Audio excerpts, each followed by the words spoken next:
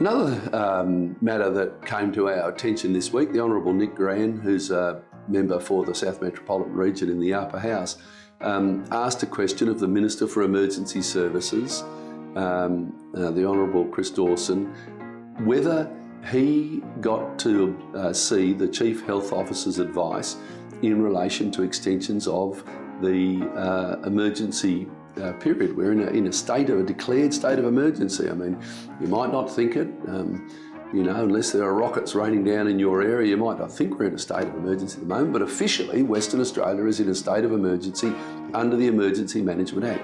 Now, you'd think that the Minister responsible for that area, for emergency management, Minister Dawson, you'd think he'd be looking at the advice from the Chief Health Officer to make sure that that justifies the extension of the emergency. He'd be asking questions. But imagine the Minister who's responsible for that area doesn't even bother looking at the advice. I think it's appalling. That's a lack of good government. That's a minister not doing their job.